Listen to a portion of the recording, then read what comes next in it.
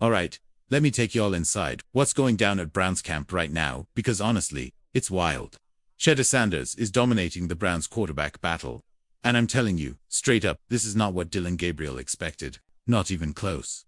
Because this whole thing, it's flipped completely upside down.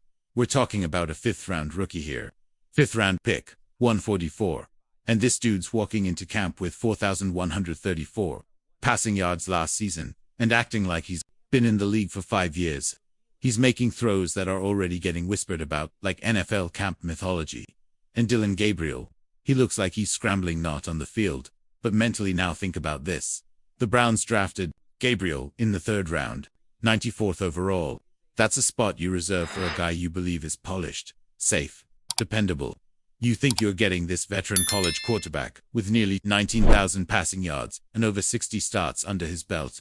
A guy who's seen everything, been through it. That's what they thought they were getting with Gabriel. But now, it's looking more like they drafted a statue. Because in this league, especially in today's NFL, safe doesn't win games. Firepower does. Creativity does. Swagger does. And that's exactly what Shedeur is bringing to this quarterback room. The kind of energy that you don't expect from a rookie, especially one taken 2 rounds later. And yet, here we are. Let's talk numbers for a second. Because they matter.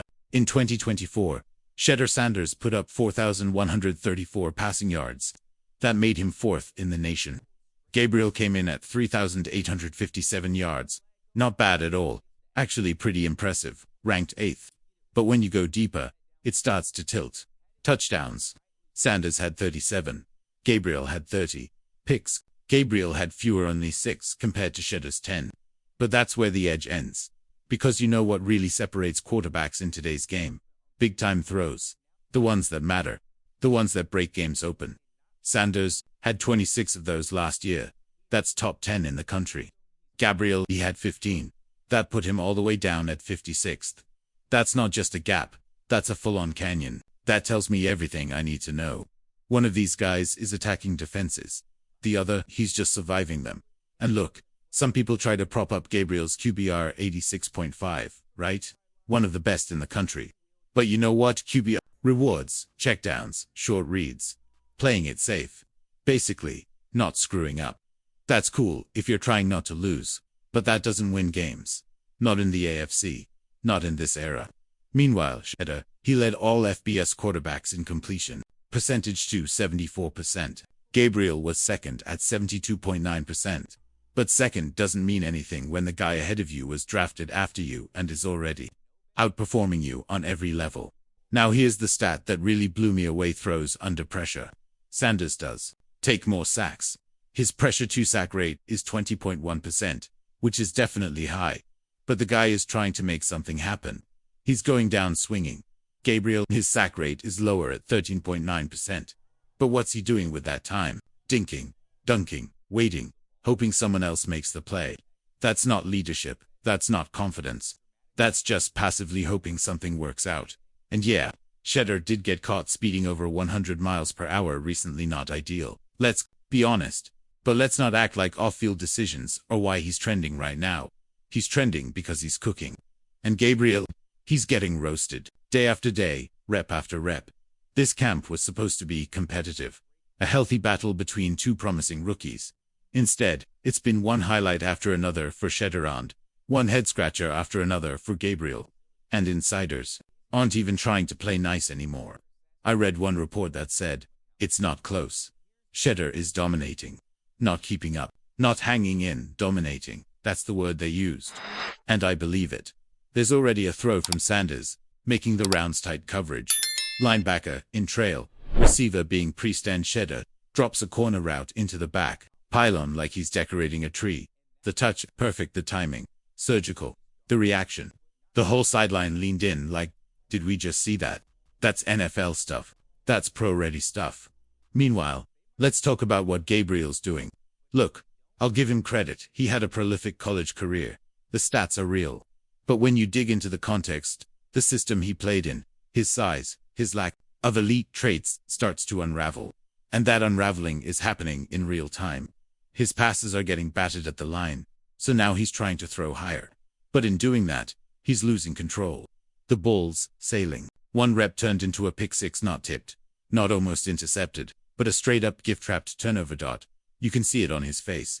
In his body language, Gabriel's trying to fix his mechanics mid-rep, second-guessing every throw, hesitating. That's not how quarterbacks thrive. That's how they collapse. Dow, if you're still with me, hit that subscribe button, because I've got to break down something behind the scenes that's just wild. There's real tension between the coaching staff and Jimmy Haslam. The staff, they liked Shedder. They saw the upside. Haslam, he wanted Shedder bad. Like real bad. So bad that the staff got nervous and tried to block him. That's right, they reached for Gabriel at pick 94.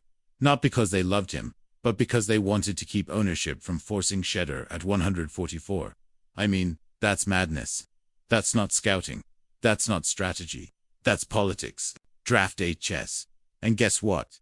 The only guy playing like a grandmaster right now is Shedder. And the irony is brutal.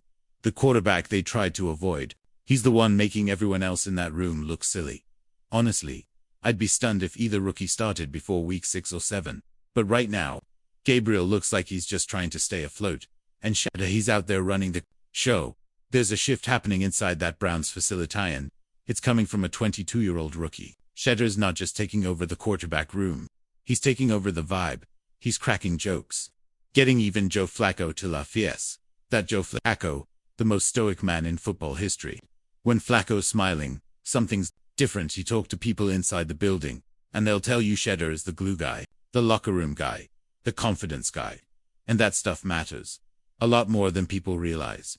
When a quarterback has that presence, that leadership, even without the official title, you can feel it. And the team, they're responding. The fans, oh, they're already invested. Social media's buzzing. Forums are lit. Browns fans want to believe in this kid. Meanwhile, Gabriel, the opposite. He's not generating buzz. He's not moving the needle. He looks like he's trying to survive, not compete. The locker room feels that too. That stuff spreads. Right now, the depth chart technically has Flacco and Pickett above both rookies. But if you've been watching minicamp, you know there's only one name that matters. It's not Gabriel. It's not Pickett. It's she, Deur. So now the Browns are staring down a real decision. Do they ride with the veteran who knows how to manage a game? Do they try to patch things up with Gabriel, the guy they reached for in panic? Or do they give the kid with the energy, the leadership, the numbers, and the fan base behind him a real shot? Stick around, because this quarterback circus in Cleveland, it's only just getting started. And Shedder Sanders, he's not just auditioning anymore. He might already be the guy.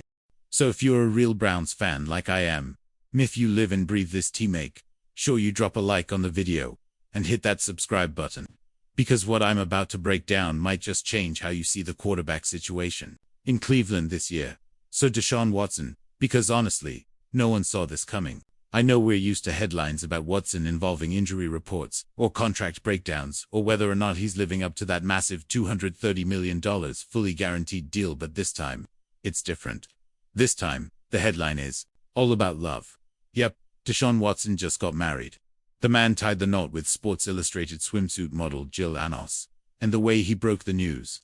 Classic Deshaun. He dropped a sleek Instagram post showing off their wedding bands, and even had the wedding date. July 3, 2025, stitched right into his shirt. Real sharp look. Real Deshaun move. But let's not get too swept away by the romance. Because while Watson's off the field enjoying newlywed life, we've still got to talk about what's happening on the gridiron. And if we're being honest, here Watson's time in Cleveland hasn't been anything close to what we hoped for. Since joining the Browns in 2022, he's only played 19 games. Just 19. And in those games, he's put up a 61.2% completion rate, a little over 3,300 yards, 19 touchdowns, and 12 interceptions. For the kind of money the Browns gave him and for what we sacrificed to bring him in, that's not even close to the return we expected. And injuries. Don't even get me started. He tore his Achilles in week 7 last year. And just when it seemed like he was on the mend, boom, he tore it during recovery. I mean, come on. That's just a brutal sequence for any athlete, let alone your franchise quarterback. And now, the Browns aren't even planning on having him available this season. It's not confirmed, but all signs point to Deshaun spending most, if not all, of 2025 on the sidelines. So now what? Well, that brings us to the quarterback room. And let me tell you, it's about as wide open as it gets. We've got Joe Flacco back. We brought in Kenny Pickett, and then we've got the two young guns still in, Gabriel and Shedeur Sanders. And I'm gonna be real with you guys. If one of those rookies catches fire in training camp, this whole competition could get flipped on its head. There is a real opportunity here for someone unexpected to take the reins. But before I get to Shedeur on, trust me, we will let's circle back to Watson for a moment. Because while he may be off the field, he's still making noise. He recently came out and addressed the haters, the doubters, the people who say he'll never be the same again. He said, "Everyone's doubting me. They don't think I can get back to where I was. But I believe in myself. The peace I've found these past few months. I know I'm going to be better than ever." Now, I respect that. I really do. I respect any man who's been through what he's been through, physically and mentally, and still stands tall, still believes in the comeback. But the question is, will it happen? Can he back up the belief with results? Because this is Cleveland. This is a team and a city that's tired of hearing about potential. We want results. And that's exactly where Shedeur Sanders enters the picture. Look, Shedeur didn't get the fairy tale draft experience. He didn't go top 10 like some people thought he might earlier in the year. In fact, he didn't go day 1 or day 2. He slid all the way down to pick 144 in the 5th round. The Browns scooped him up, and honestly, that pick might turn out to be a steal, a huge one. I mean, the guy went from being the most hyped quarterback in college football to practically getting passed over. It was shocking. But here's the thing, he's not the only one who's been through that. Just ask Spencer Rattler. The Saints picked him at 150 just a year before. And when he went on the Rich Eisen show, he shared something that really stuck with me. He said, "It's not about where your NFL journey starts, it's what you make of it." And then he gave Shedeur some serious props, called him smart, grounded, said he's the kind of guy who's built to handle this league. And you know what? He's right. Because that draft slide, it's fuel. When Rattler was asked if dropping that far gave him a chip on his shoulder, he didn't even hesitate. "You could say so," he said. And you better believe Shedeur feels the same way. That chip, it's real.